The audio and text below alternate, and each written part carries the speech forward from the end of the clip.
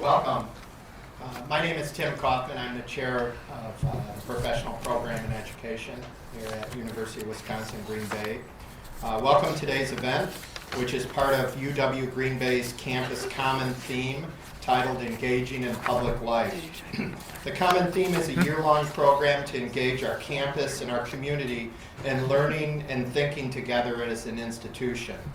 There are numerous events planned around campus this year revolving around this common theme of engaging in public life. And we'd like to thank you for joining us today. We modeled today's event after TED Talks, but wanted to bring it to a community level and to hear from community members. Our speakers today are some of the most highly regarded leaders in our community and have been working hard to make this area a better place. They are all passionate about what they do, and we are pleased to have them with us today to share some of these ideas about the value of public life, of public service. For Phoenix Talks today, you'll hear from these experts on the topic of education. And all three are award-winning educators from the area. And the format will be as follows. We'll ask each guest to introduce themselves and to speak for about 10 minutes. They've been asked to tell us, one, where they work and obviously what their job entails, and two, why they think it's valuable and important to work in regards to public service or in the area of public service. We'll follow the order, in the order as our guests are seated on the panel, starting with Mr. Nesvacil. After each guest speaks for about 10 minutes, we'll entertain questions from the audience for the remainder of the time today. Enjoy and thank you to our distinguished guests for being with us today. All are very busy, and we really appreciate them taking time out of their busy life to come and speak with us. We'll begin Phoenix Talks today with Nick Nesvacil. So thank you. Take it away, Nick. Hi guys, thanks for coming. My name is Nick Nesvacil. I am a teacher and coach at Preble High School. I have been there for 12 years, and I'm a little bit more well known as a cancer survivor. I've been a cancer survivor for 19 years. I used to know how many days exactly, but I kind of gave up on that when I started getting really, really busy. Came from a IEP meeting this morning, parked in the wrong place, but I parked in 15-minute parking, and I'm assured by the note on my windshield that either Kim or Tim will pick up my ticket when I get it. I am a little spatially, I guess, out there because I had a brain tumor. I had a cancerous brain tumor when I was 19 years old. And during my surgery, I had a stroke and a meningital infection. And I was told I was going to die from the brain cancer, and if that didn't happen, I was going to die from the stroke, and if that didn't happen, I was going to die from the infection. I was also told that I would never be able to have kids because of the intense radiation and the intense chemotherapy that I went through. I have 4 beautiful little miracles at home, and I want to talk to you about how important it is to engage in your community. I never would have been sitting here today if it wasn't for the community around me, the support I got from this campus, and just the overwhelming support of people I didn't even know throughout Northeast Wisconsin. When I graduated from Denmark High School and I was going to go to St. Norbert, and I graduated from St. Norbert with a business communications degree, but along the way is when I got sick. And I was coaching football and recovering, and I realized how many people I thought were going to easily be my friend when I came back to campus 60 pounds later with a lazy eye and scars all over my head. I really realized who my friends were and who they weren't. And I realized I needed to do something bigger than work in the corporate world. And I started all thinking about it, and I was lucky enough to latch on with a former player at St. Norbert and grab onto a graduate assistantship at Lakeland College and coach for 2 years and get my degree in teaching. I was even luckier to come here to UWGB to get my master's in teaching because I was at an area where I knew I wanted to be a teacher, but I didn't know exactly what I wanted to do. And Tim Kaufman and Linda Tabers-Quack, they told me when it was time for me to write my thesis that I should write it on something I was passionate about.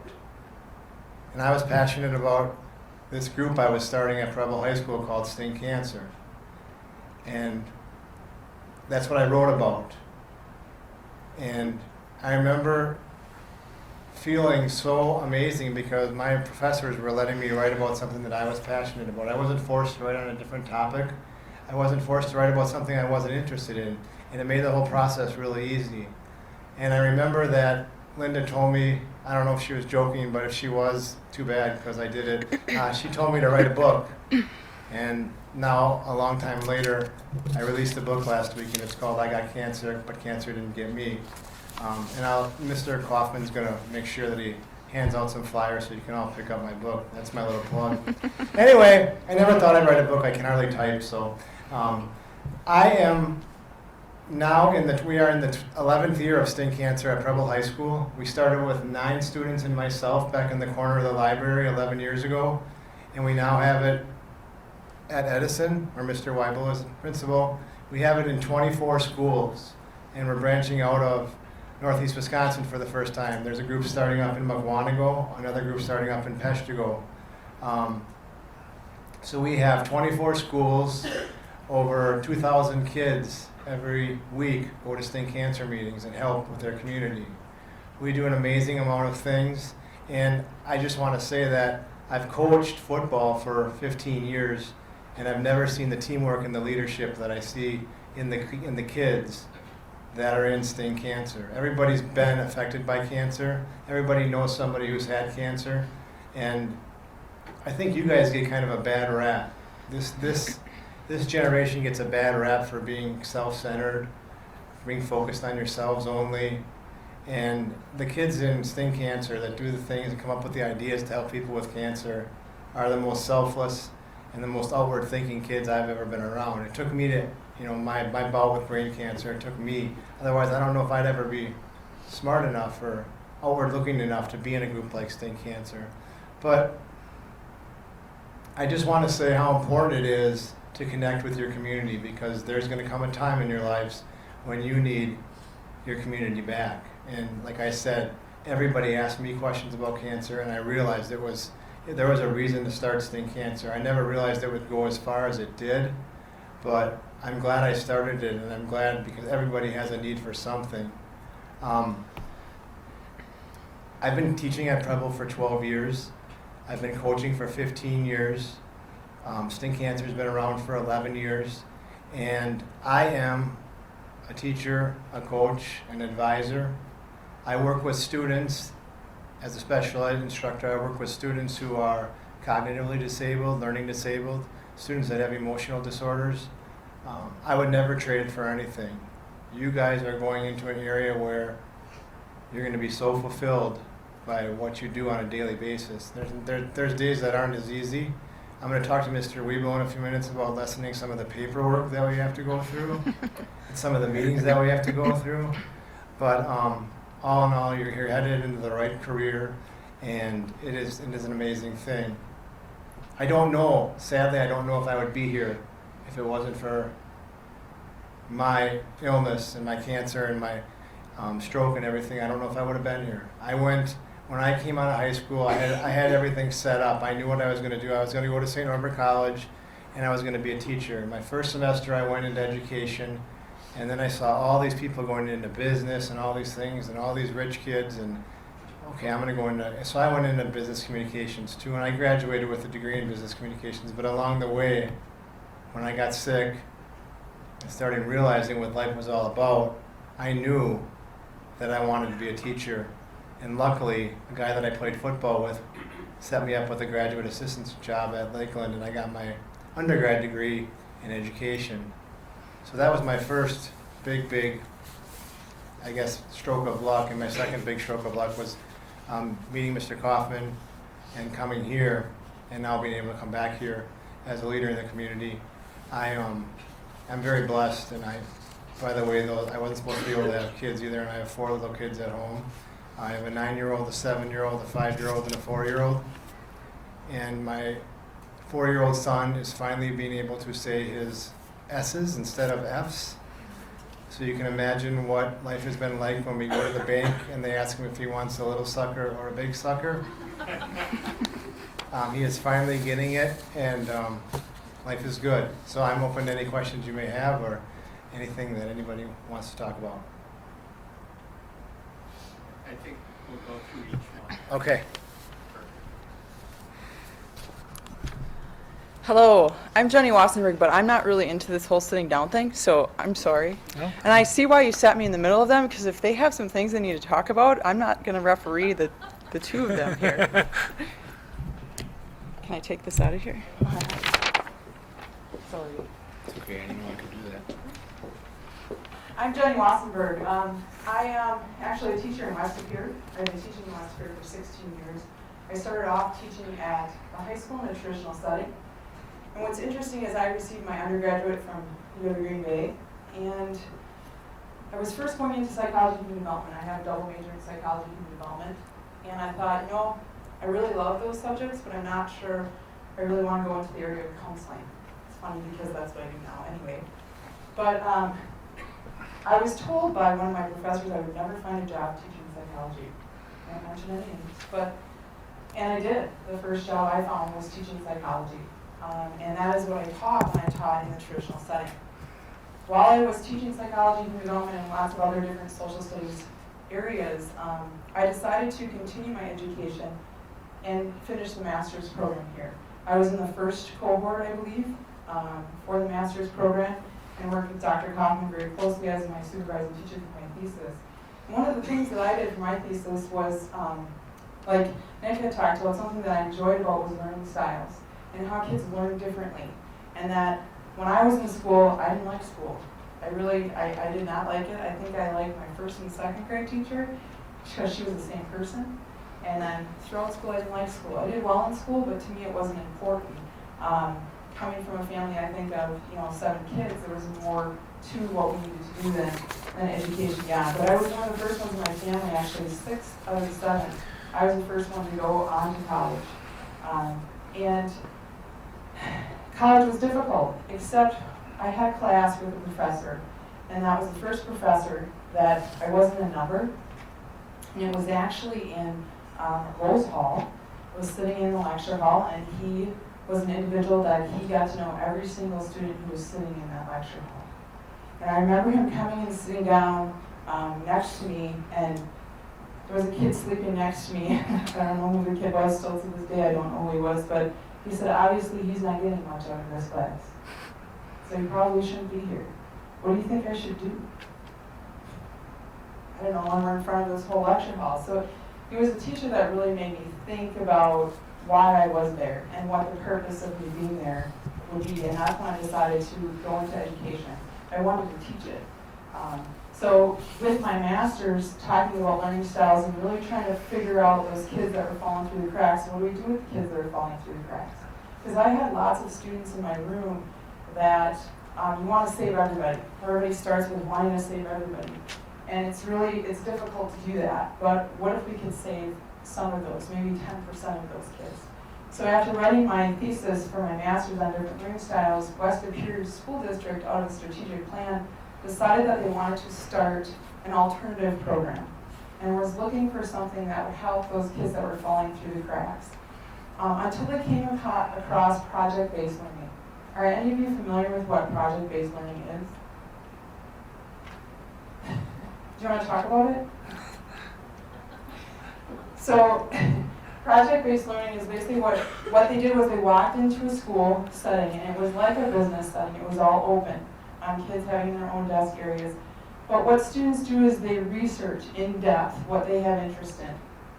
And they're still covering curriculum. I know a lot of questioning is, are they covering curriculum? Are they doing what they need to do? They're still covering Common Core. They're still covering standards that they need to cover, except that they're the ones that are choosing those standards and understanding the Common Core along with us as teachers. So they're really going in depth. So for us, it's more like they do small projects to cover that curriculum, and it's similar to writing small theses for master's programs is what they're basically doing. So they're there because they have interest in going more in depth with information. So we came across some project-based schools in Wisconsin and in Minnesota and decided that that's what West Pere wanted to do, was create a charter school. So 8 years ago, we created Phantom Night. I'm one of the co-founders of Phantom Night. And we service 7th through 12th grade at-risk students. Somebody tell me what that word means, at-risk. You didn't think you were going to get involved? Yeah. Anyone at risk of not graduating. Okay, anyone at risk of not graduating? Anyone else? They didn't think they were going to have to. Our definition of at risk comes along with that, but also students who have difficulties sitting in, for West Pere, we're on trimester schedules, so our 7-minute classes. Sitting in a 7-minute class, they need to get up, they need to move around. They want to go further with information that they're being taught. Maybe the information that is in the classroom, they're beyond that, and it's not challenging them enough. Or maybe it's too far beyond them, and it's challenging them too much, that they need to go at their own pace. So that is what we do, is we work with students who are at risk. Many of our students we teach, I'm not considered a teacher at FNMI, I'm considered an advisor. Because like I said before, I advise, I help them academically. But what I really help them with is socially and emotionally. Many of the kids who come to us have high anxiety.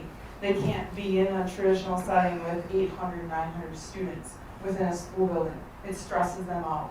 They don't go to school because it stresses them out too much. Some of them actually have been picked on, bullied. Some of them use the word bullied. They don't feel that they're going to survive. So they come to us because we have about 25 students. We have a maximum of 30. We have 25 students. And to me, it reminds me of Little House on the Prairie. That might be dating myself, but Little House on the Prairie, where you're all in a one-room classroom with 7 through 12 graders. And they have that anxiety, but it's not as apparent as it was in that setting. They're coming to school. They're enjoying what they're doing. They're finding a passion in learning and loving to learn. And that's what we want to help them to do. Again, we have a young man. Some of our seniors actually do what's called a senior project. And they do about 500 plus hours of work. And we have a young man right now who's a senior. And he is overweight. He's 5'8", and he weighs about 350 pounds. And his goal for his senior project is to become healthy. And to hear his stories of where he started from, being placed in an orphanage because grandma couldn't take care of him, to the point of being adopted into a family, and dealing with this, food becoming an addiction to him because of all of the stress that he had to deal with, he himself admitting that he was a bully. And now his parents just recently getting a divorce. His adoptive parents recently getting a divorce.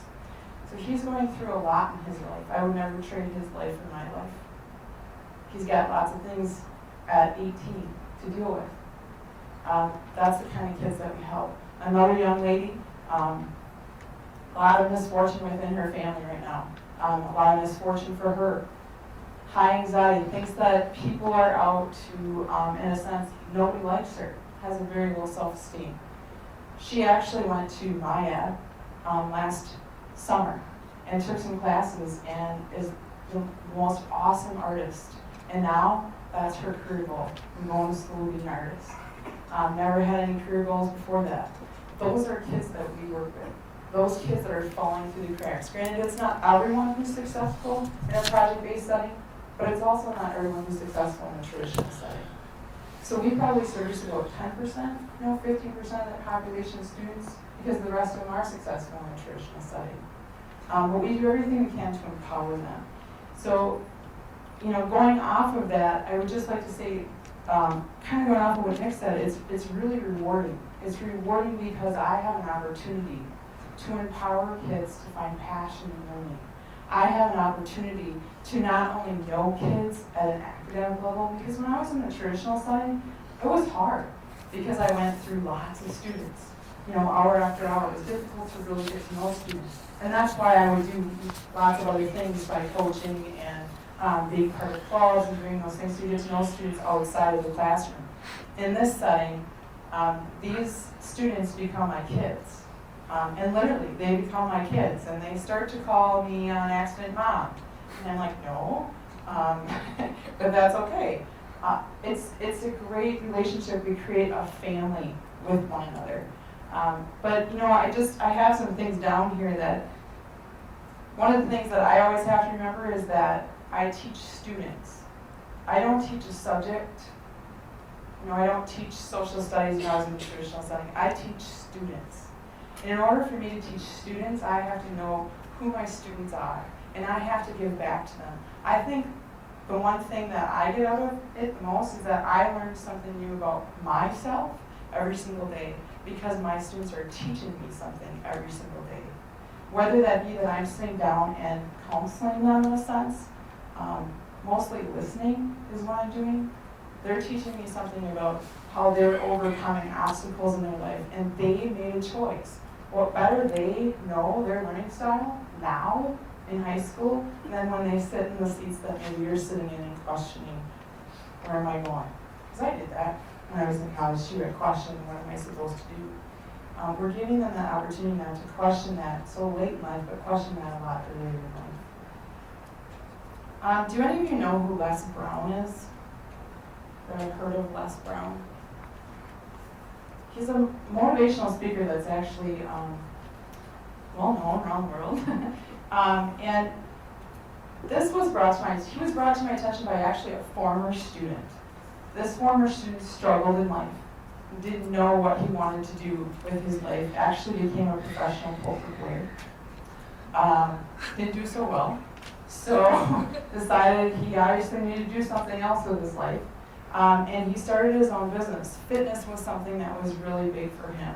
And what's interesting is that this young man that brought this motivational speaker to mind is actually going to mentor the young man I was just talking about with losing weight, because he started his own business in personal training, and now is actually training to add to his business in massage therapy. But he introduced me to Les Brown, and what's interesting to me is that Les Brown, when he was a child, was labeled educable, mentally retarded, slow learner. And he struggled with that for a long time in his life. Struggled with his self-esteem, with his confidence, with what he was going to do in life. And now is one of the most sought-out motivational speakers. And I just want to read you a quote, because I think that this says a lot about why you going into public service is an amazing thing. And what you have to offer people and what you can learn from them, and giving you the ability to be innovative. So I just want to end with this. I know something about you, even not knowing you, that you have greatness within you. You have the ability in you to do things that you can't even imagine. You have talents and skills in you that you haven't even begun to reach for yet. It's, I think, what explains public service is being able to let kids know that you see things in them that they may not see themselves, and you're going to help them get there. Thank you.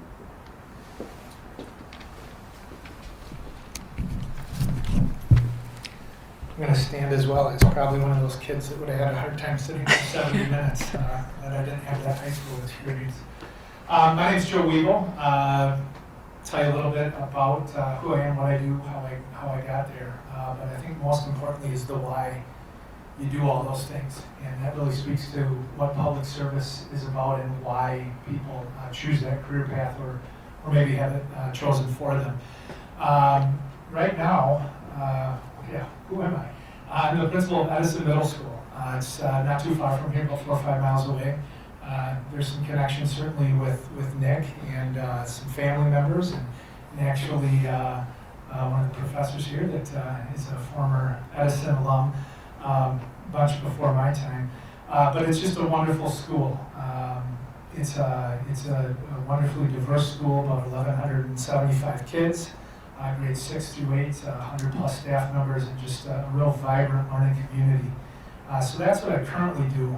Never thought I'd really end up there though. Came here 20 some years ago on a swimming scholarship, and quite honestly came here to swim and just did the education part because that was part of the deal. You had to do both.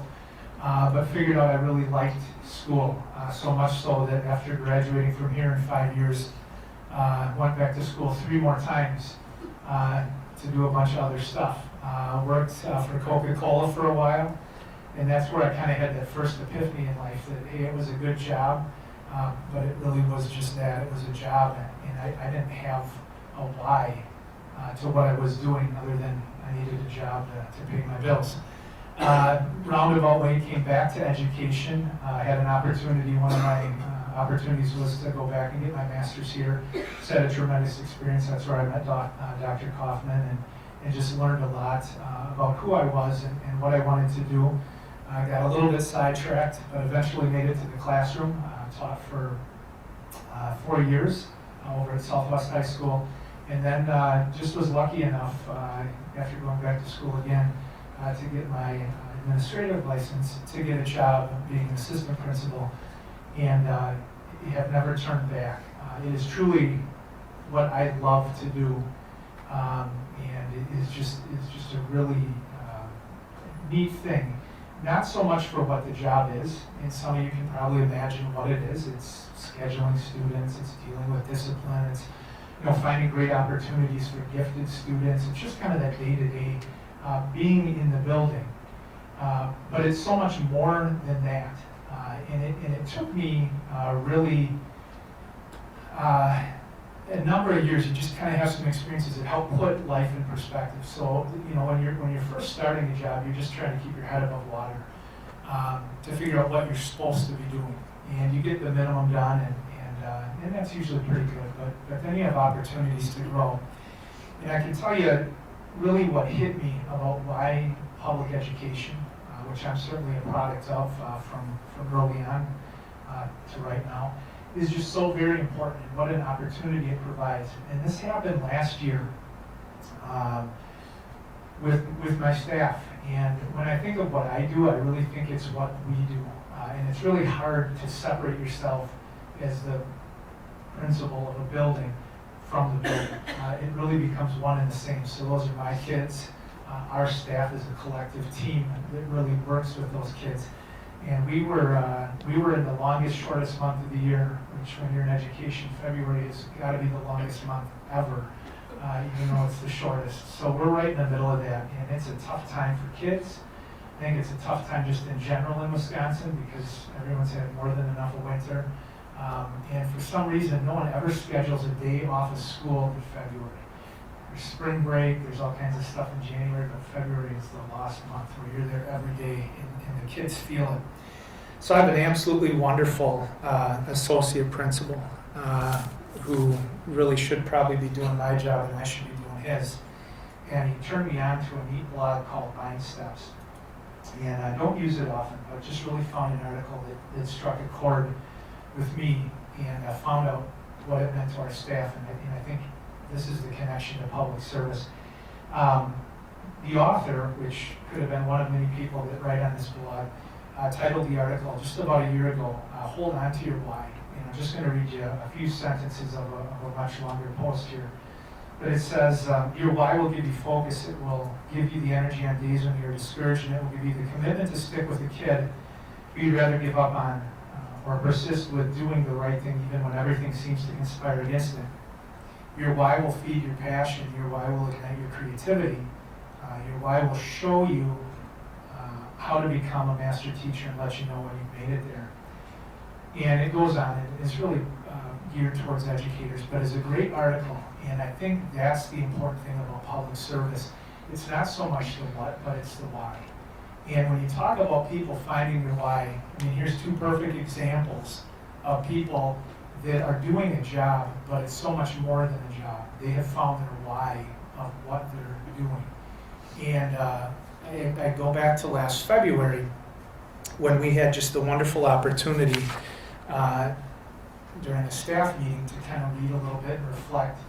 And I got to know my staff more on that one day than I did probably for the many, many more years I've been in that building.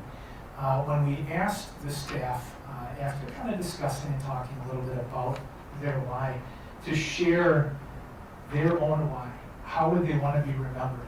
What is one sentence someone would want to remember you by once you're done teaching? And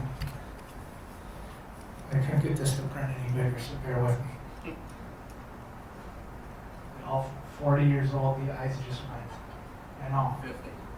50. All right, yeah. All right.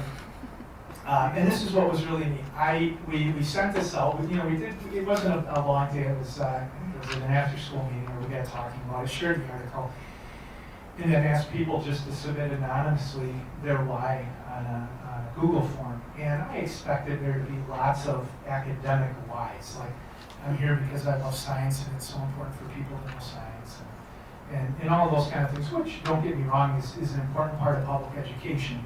But the why was so much more personal than that. And these are just some of the few, like I said, I have 80 plus responses on this. These are just some of them that help put in perspective, I think, why people go into public service.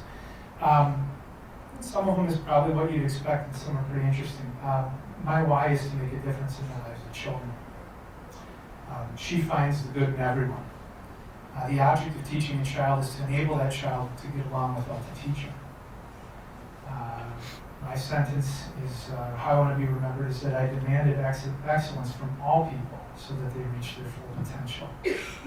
He lifted people up to reach their potential in spite of their tennis shoes. She sees gold where others seek dirt. I establish relationships and encourage students to realize and value their true potential while striving to model mutual respect and human decency. She tried to make each person feel like they were special and important to her. And probably one of my favorites is she showed others how math and kindness matter in everyday life. And it just really opened up to me why people go into public service. And while I have many excellent teachers that are just devoted and committed to all kinds of worthy causes in our school, and I could talk about, the neat growth that has happened with our skin cancer group.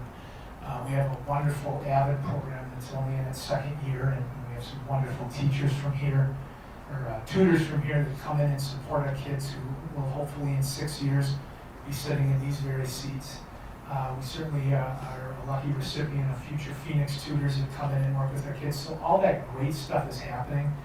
But I think the question that I finally came to, the realization I guess I came to, was asking myself the questions of why do you do all these things?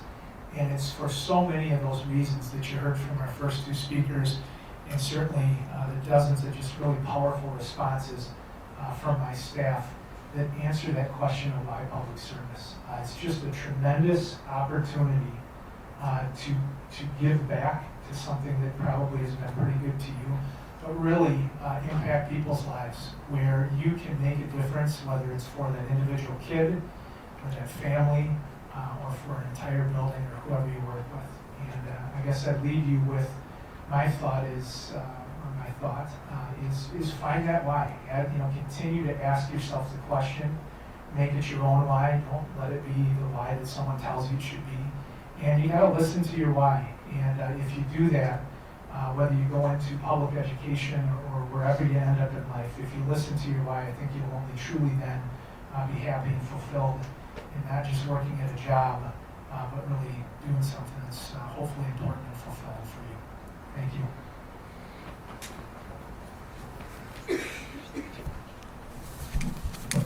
Thanks to all our speakers. We'd like to have a little time for questions, so please open up and ask. I'll bring the mic around. I think you could direct it to whoever you want. I'll start with the Sure. And I'll use my teacher voice, so Okay. I'm good. Thank you very much. You all eloquently talked a little bit about the we in what we do, referring to the team members and the collective impact that you don't work individually, you work in a team. Can you talk a little bit about the strategy you use to nurture a team, the strategies that you use to connect with those professionals around you? Why is the team approach important in your work? Why is the team approach important in serving our public platforms? I'll get us started. The reality is you can't do it alone. There is just so much work to do that if any one person in my building thought they were smart enough or could work hard enough or long enough to get the work done, it's just not a reality. So I just really view, we have just an amazing staff, and it's really about creating leadership in your building with anybody and really finding their talent, and that's what allows us to get anything done. So that we is I think the right decision, but it's really the only decision in my mind if you're going to accomplish anything with the amount of work that needs to get accomplished. Are we at Phantom Night is a little different. There are 2 of us, so Still we. yeah, it's still we. We're in charge of 25 students. We do have there's the 2 of us that are in charge, but there's many other people who come into our building that help out, and I will kind of feed off of what was just said, is that we couldn't do it without the retired teachers that we have come in. They come in and they work with students individually. We of Future Phoenix coming in. We have students from St. Norbert who come in, professors from both UW Green Bay and St. Norbert College. So there's lots of us that are working together to help our students, because one of the goals of Phantom Night is that our students are accepted to a 2-year or 4-year institution, the military, or an apprenticeship. So there has to be a we for us to get them to that point, and for them to reach that goal. I agree wholeheartedly. As far as the we goes in Sting Cancer, we've had the same 4 adult advisors for the last 7 years, and 2 of which are now retired teachers that come back twice a week to Preble just for the Sting Cancer meetings and for our advisory team meetings. But whether you're talking about the classroom, whether you're talking about extracurricular, everything in life and education is all about a team. And even I'm going to mention it with Jenny in the middle, even the paperwork, even all that kind of stuff that I'm just joking, because I know he is not the giver out or of all the extra stuff we have to do. But it makes you appreciate all the paperwork, all the meetings, and all that stuff does make you appreciate the moments with students, both in the classroom and outside. And you really do appreciate the people you work with, because without them, you wouldn't be where you are. And it's a neat feeling. I don't think you have that in all other careers. So. Other questions?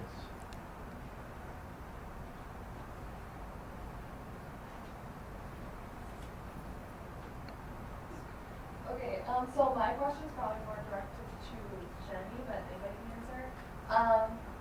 Working with students who have a rough life, how do you keep yourself objective and not show the almost frustration that you can't fix it, and just kind of leaving that part at school and then going back to your own life and not letting the students' stories or whatever affect your life as a whole? I don't. The student stories do affect my life, and I think that for me to have that, not in a way that is a negative way, I think that having an outlet that I do, my husband, gets the brunt of some of that, most of that, but being able to talk to him about ways to work through that, because for my husband and I, we're a team too, and he knows that when I went into education that was a big part of it. When I switched into the charter school, that was. But the other thing that I just want to share with you is that we never, and I say we because we don't hide our frustrations from our students. When there's a situation they come to talk to us, the biggest thing we do is listen. But when we're frustrated, they know we're frustrated. When they're upset with something, we're upset with them. But it's not that we're solving the problem for them. We're kind of working it through them, putting ourselves in their shoes and showing them that we're okay with that. So it's hard. It's hard to separate that. I don't bring every situation home, but there are some that you have to be able to talk to somebody else outside of school that you can confide in with that.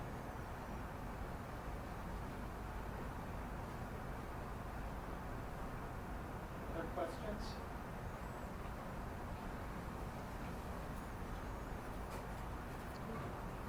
How do you promote respect with students or student versus teachers, because I'm a tutor at Preble High School through the TRIO program, and I've just heard comments with respect with other students and teachers. I'm just kind of seeing, do you know any advice to give to promote respect for one another? And there was a great, last year I helped with a respect retreat. Are there more of those going on as well? Because I haven't heard anything. And I don't remember, it was in Pere. I don't remember if it was East or West, but I just thought it was a great program, and I don't know if those are still going on at schools as well. Anyone can answer. You know, I'd just start with one of the things that when I look for teachers when we interview and hire, I have no doubt that anyone that graduates college probably can figure out the content of what they would teach, certainly in middle school.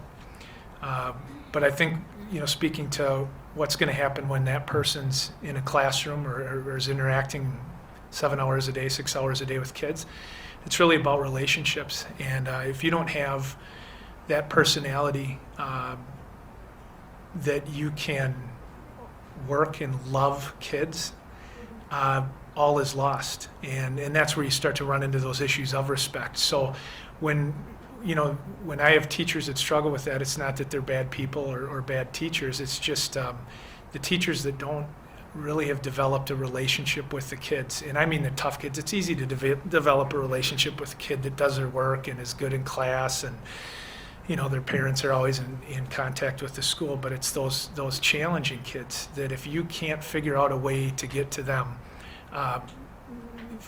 you're not going to learn anything. And so again, that's a tough, there's not an easy answer. Well, how do you teach someone how to develop good relationships? But I think that's a lot of it's a personality trait. Do you have the personality, the likability to get along with what can be immature, obnoxious, 12, 13-year-old kids? And I guess that's my perspective, or at least one view on it.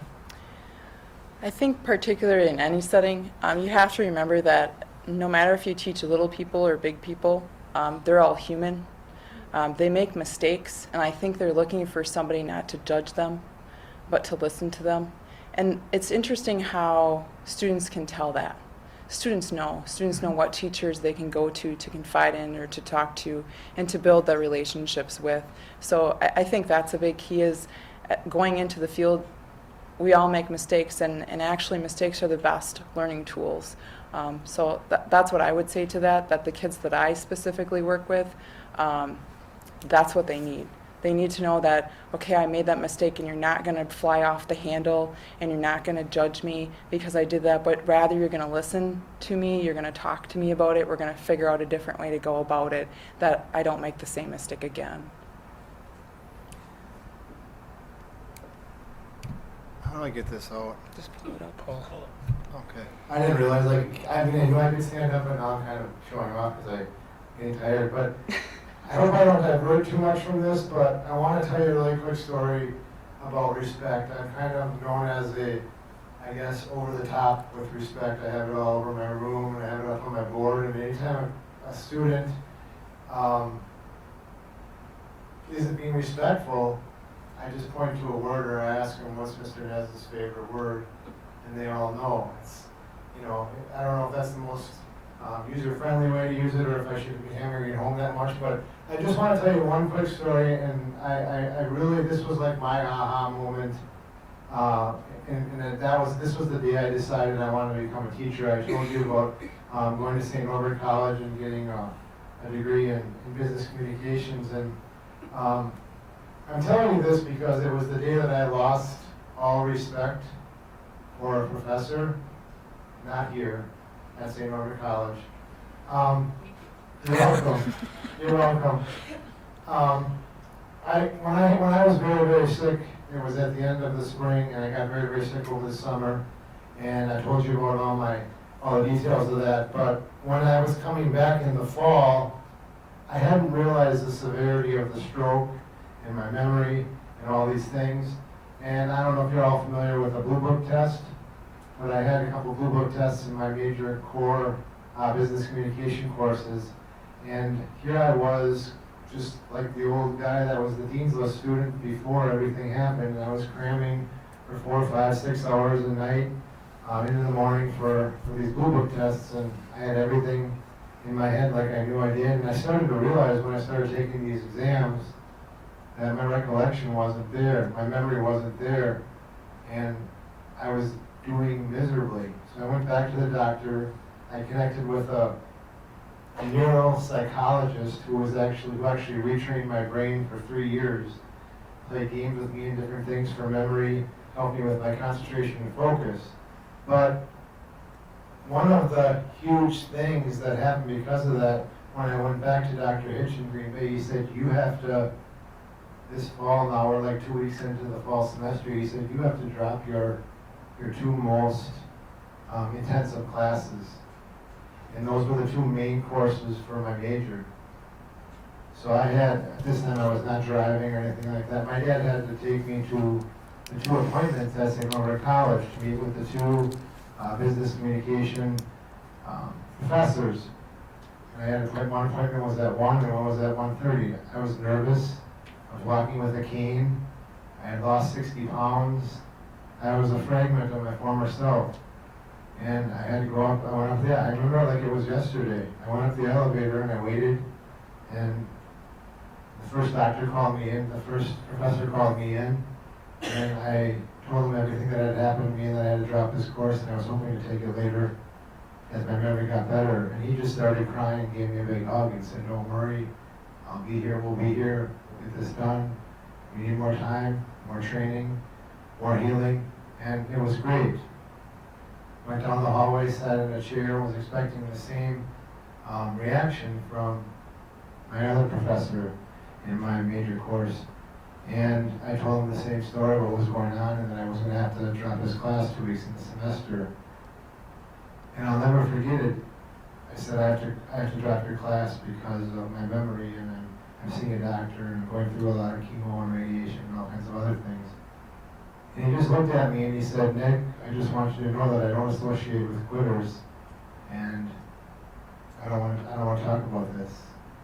You're telling me that you're quitting my class and I don't associate with quitters. And I felt like if I wasn't walking with a cane and wasn't feeling the way I was going to reach over his desk and really get angry. But I just walked out of there, and that was like the moment I decided to be a teacher. Because he had taught me everything in those 5 minutes that any teacher, no matter how highly regarded at what college, should ever say that to a student. But he drove me to become a teacher. And it's in the book too, if you want to. But I kind of got a little bit taken back by that, and I kind of haunted him for a while. I would leave messages on him when I received my master's degree from UWGB, when I had my children, every time I had landmarks in my life, I would send him a voicemail. I don't think he knows who they're from. It's probably kind of creepy, and it's something that I don't really take part in. But anyway, the reason why was because I lost all respect for him at that time. But I wouldn't let myself lose respect for all the great teachers and professors and people that I had along the way, and that have supported me. So don't ever. There's going to be days when you feel like respect is gone on all levels, and you can't get help with a question you have, or a student just makes your day twice as long as it should feel like. Don't ever forget that overall education is all about respect and teamwork. And that was a great question. And I'm sorry if I carried on, but I just wanted you to know that respect is key in education. Thank you. Heather?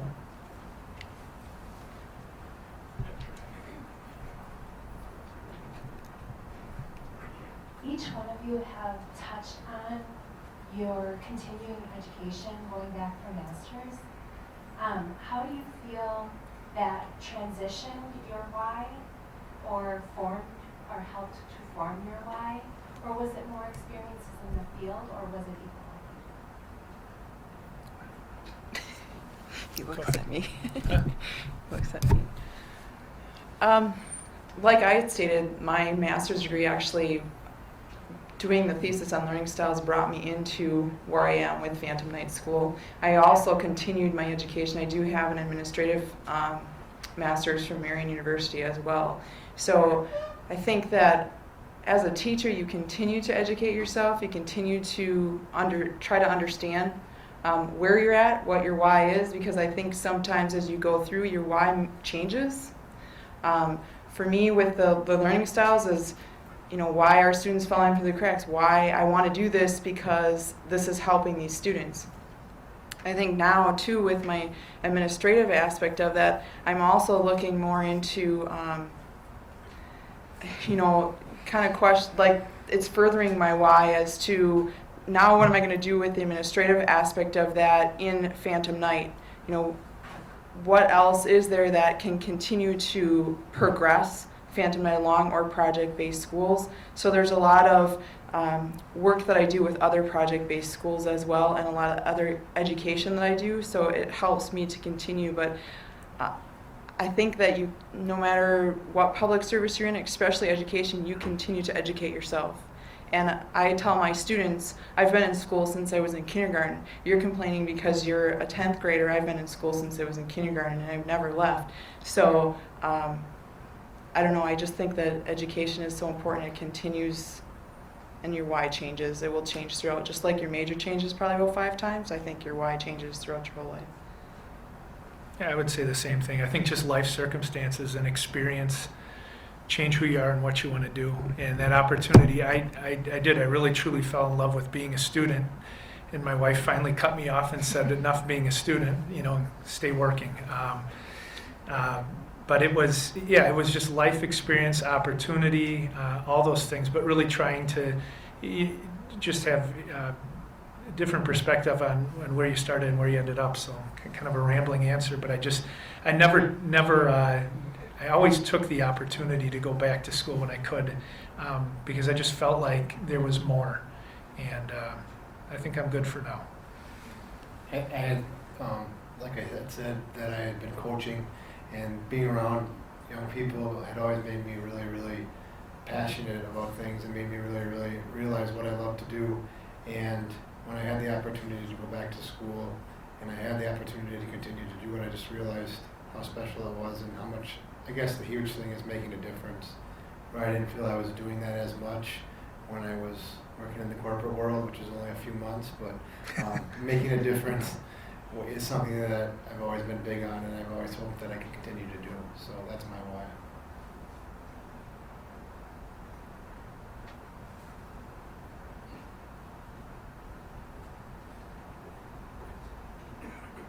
I guess this is a question for Nick. For people who want to go into teaching to do coaching as well, at the high school level, how do you balance your time between teaching and coaching? That is a really good question. I am the most unorganized, organized person in the world. I luckily have a great advisory group for skin cancer that does a lot of things, a lot of the background stuff that I get a lot of credit for, but it's because of the great people that are around me. Surround yourself with really good people. For me, coaching is something that I've always done, as far as coaching a sport or doing an extracurricular. So it is something that you have to manage your time. You have to come into school, and even though you're not scheduled or by contract to be there till 7:15, I'm usually there by 5:45 or 6. Off season, I'm in the weight room with the players, or I'm doing a skin cancer event at another school, or trying to recruit another sting and forward team, whatever. I'm always making time after school. I think the biggest thing is too, and I think Joe would say the same thing, that the really, really effective teachers and people that do the extra stuff just know that they're not going to work a 8-hour day, or they're not going to work a 40-hour week. And I lost track of what those were a long, long time ago.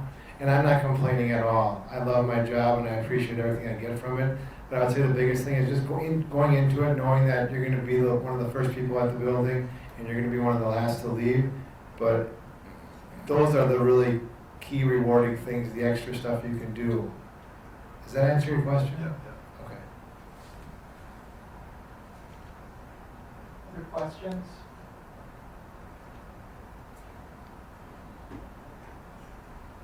I would just like you to let the students know how you decided what area of teaching that you wanted to go into. I was really not a strong math or science student. So, and just had a love for history. Actually, my undergrad from here was public administration and political science. And so, just naturally, some of the coursework that came with that really drew me to the social studies area. So that's my teaching area was social studies, only because a personal interest at the time and still continues to be. For me, again, my major was psychology, human development, so I really wanted to teach psychology. It was something I was always interested in. I didn't really want to go into the counseling aspect of it, but wanted to teach it and to work with kids in that aspect of the psychology and human development. So I went into social studies and also taught lots of the history and other things that came with that. I'm all social studies, and like Joe, I struggled in math and science. But what happened to me, a really quick story, when I got observed once from a professor at Lakeland in the classroom, he immediately said that my time in the classroom was awesome. He gave me great rave reviews, but he said, just so you know, there's no way in hell you're going to get a job in social studies at this time right now. Every school's got 150 applicants for any job they have. He said, but you have the ability and you have the personality to go into special education. And my answer is that I jumped at that opportunity because I had a niece with Down syndrome and a nephew with autism. So I had a lot of background growing up on special ed students, and I loved working with them, and I've done a lot of outside projects with people with disabilities. And that's how I ended up there. So then I got my emergency certificate in education, special education, and I've stayed there ever since, and I don't plan on leaving special education anytime soon. So it's just, I guess it's just like what happens in your life. But we're about out of time here. I just want to thank all three of you, Nick, Jenny, and Joe. We're so proud of you to have as alums and the great work you do. Your impact is immeasurable. And we thank you so much for your time.